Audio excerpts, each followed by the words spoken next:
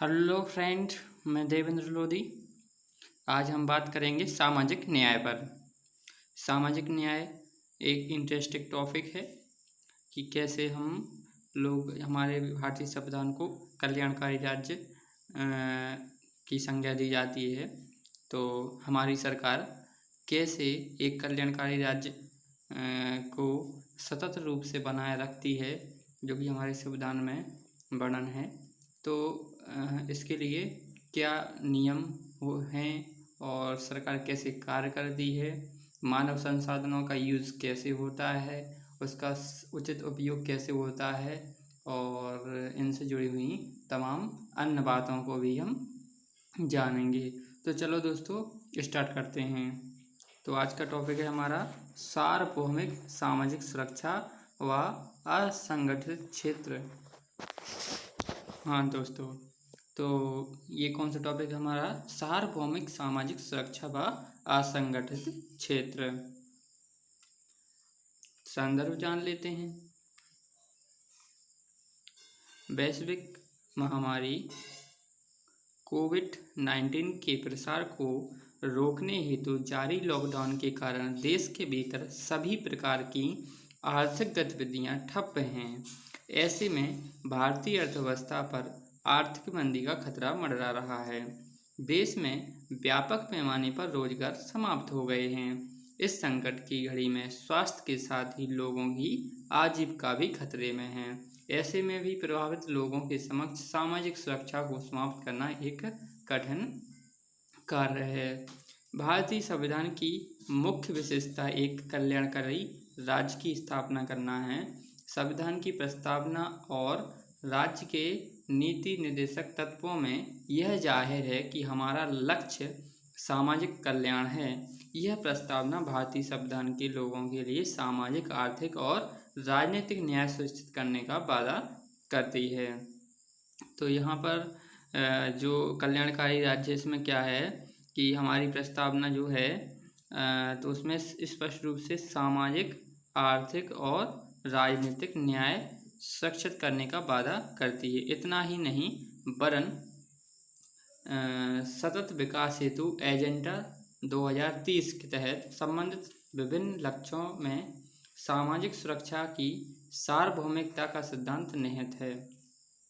इस संदर्भ में सार्वभौमिक सामाजिक सुरक्षा प्रदान करने की अनिवार्य ने बहुत महत्व प्रदान किया है। सामाजिक सुरक्षा से तात्पर्य अंतर्राष्ट्रीय श्रम संगठन के अनुसार सामाजिक सुरक्षा एक व्यापक अवधारणा है जो स्वयं तथा अपने आश्रितों को न्यूनतम आय उपलब्ध कराने का आश्वासन प्रदान करती है और किसी भी प्रकार की अनिश्चितता से व्यक्ति की रक्षा करती है।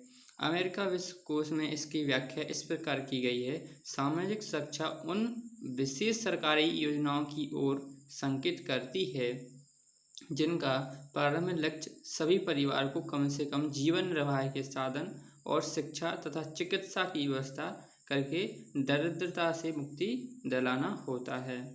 सार्वभौमिक सुरक्षा की आवश्यकता क्यों? भारत का विशाल असंगठित क्षेत्र तो हमारे लिए ये क्यों आवश्यक है? इसके लिए क्यों, मतलब ये हम कहें कि ज़रूरी है। तो भारत का विशाल असंगठित क्षेत्र है। देश की अर्थव्यवस्था में 50% से अधिक का योगदान करने वाले असंगठित क्षेत्रों के लोगों का कुल कार्यबल में हिस्सा 80% है। भारत का असंगठित क्षेत्र मूलतः ग्रामीण आबादी से भरा है और इसमें अधिकांश वे लोग हैं जो गांव में परंपरागत कार्य करते हैं। गांव में परंपरागत कार्य करने वाले के अलावा भूमिहीन किसान और छोटे किसान भी इसी श्रेणी में आते हैं। शहरों में ये लोग अधिकतर खुदरा कारोबार, थोक कारोबार, विनिर्माण उद्योग, परिवहन, भंडारण और निर्माण उद्योगों में काम करते हैं। इनमें अधिकतर ऐसे लोग हैं जो फसल की बुआई कटाई के समय गांवों में चले जाते हैं और बाकी समय शहरों महानगरों में काम करने के लिए आजीविका तलाशते हैं। महंगी होती स्वास्थ्य सेवाओं के कारण आम आदमी द्वारा स्वास्थ्य पर किए जाने वाले खर्च में बेतहाशा वृद्धि हुई है, जिससे यह समय वर्तमान समय में गरीबी को बढ़ाने वाला एक प्रमुख कारण माना जा रहा है। इसके साथ ही वैश्विक महामारी कोविड-19 ने सार्वभौमिक स्वास्थ्य कवरेज पर प्राप्त करने की दिशा में तेजी से प्रगति करने के लिए राज्य के नीति निर्माताओं का ध्यान आकर्षित किया है। सार्वभौमिक स्वास्थ्य कवरेज न केवल स्वास्थ्य और परिवार कल्याण से संबंधित सतत विकास लक्ष्यों को प्राप्त करने के लिए मूलभूत शर्त है, बल्कि यह अन्य लक्ष्यों जैसे गरीबी उन्मूलन, गुणवत्तापूर्ण शिक्षा, लैंगिक समानता और महिला सशक्तिकरण, उत्कृष्ट कार्य एवं आर्थिक समृद्धि, बुनियादी ढांचा, असमानता कम करना, न्याय और शांति आदि प्राप्त करने के लिए आवश्यक है, जो कि हमारे सस्टेनेबल डेवलपमेंट के क्या हैं, गोल हैं। 17 गोल हैं, इनमें से कुछ हैं। सामाजिक सुरक्षा पर अपर्याप्त व्यय। भारत में सामाजिक सुरक्षा कार्यक्रम का एक व्यापक उद्देश्य है, लेकिन सामाजिक सुरक्षा सार्वजनिक स्वास्थ्य सेवा को छोड़कर समग्र सार्वजनिक व्यय केवल अनुमानित है। असंगठित क्षेत्र की प्रमुख समस्याएं: वेतन बेहद कम आदमी। असंगठित क्षेत्र में श्रमों की आय संगठित क्षेत्र की तुलना में न केवल कम है, बल्कि कई बार तो यह जीवन स्तर के न्यूनतम निर्वाह के लायक भी नहीं होती। इसके अलावा अक्सर कृषि और निर्माण क्षेत्रों में पूरे वर्ष काम न मिलने की वजह से वार्षिक आय और भी कम हो जाती है। इस क्षेत्र में न्यूनतम वेतन भी नहीं दिया जाता, जो भी कर्मचारियों को दिया जाना बाध्यकारी है। इसलिए न्यूनतम मजदूरी दरों में भी कमी, कीमतों में ये कारीगर अपना श्रम बेचने की बस हो जाते हैं। वैसे भी हमारे देश में न्यूनतम मजदूरी की दरें वैश्विक मानकों की तुलना में बहुत कम हैं। अस्थायी रोजगार। असंगठित क्षेत्र में रोजगार गारंटी न होने के कारण रोजगार का स्रोत अस्थायी होता है, जो इस क्षेत्र में लगे कामगारों को हतोत्साहित करता है। रोजगार स्थिरता न होने के कारण में मनोरोग का खतरा भी संगठित क्षेत्र के कामगारों में अधिक होता है।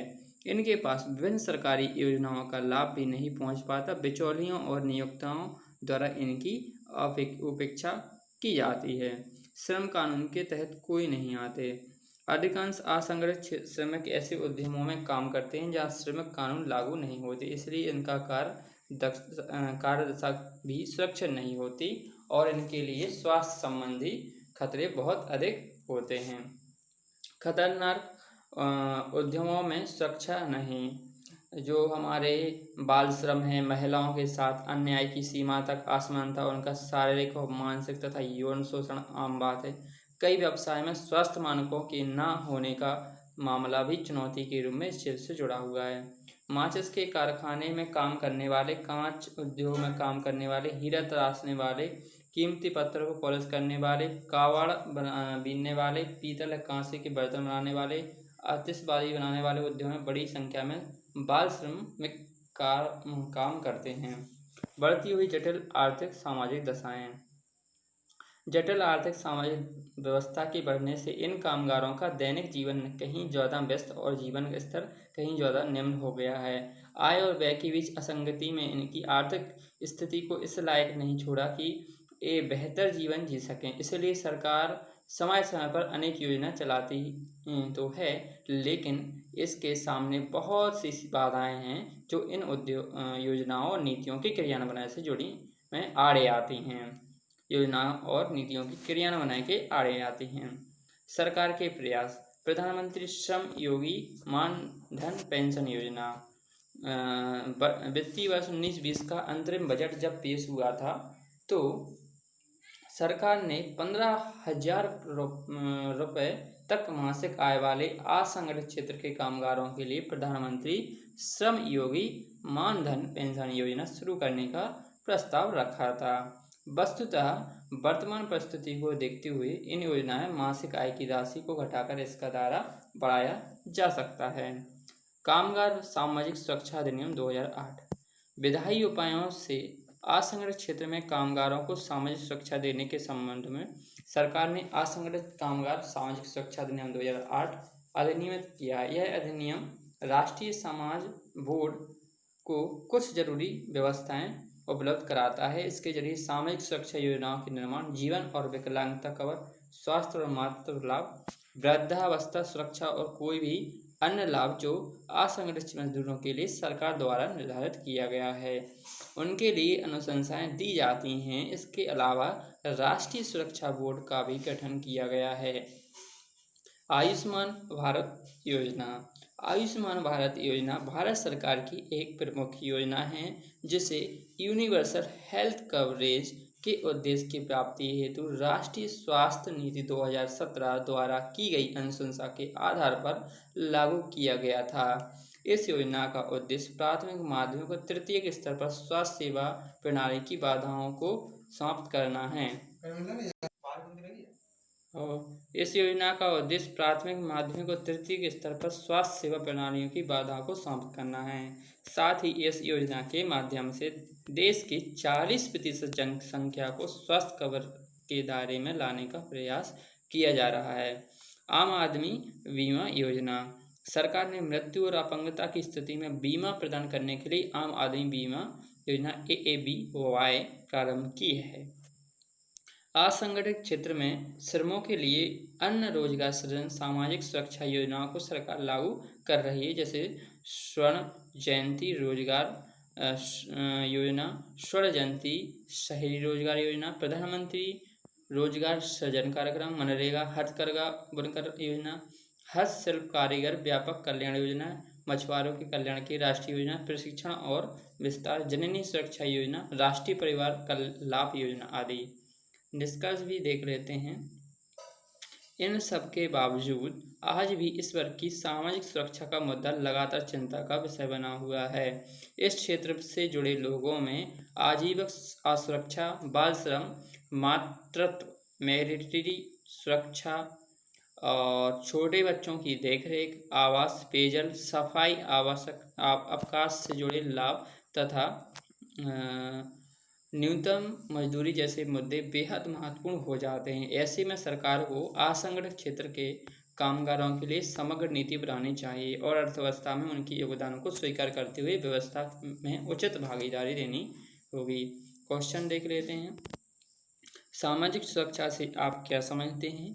भारत में असंगठित क्षेत्र की वर्तमान स्थिति का उल्लेख करते हुए भौगोलिक सामाजिक सुरक्षा की आवश्यकता व इस दिशा में सरकार के द्वारा किए जा रहे प्रयासों का उल्लेख कीजिए। तो दोस्तों, ये रहा हमारा आज का एडिटोरियल। इसे 2 बार सुने और इस पर शॉर्ट नोट्स भी बनाएं। तो मेरे लेक्चर को सुनने के लिए धन्यवाद। Thank you.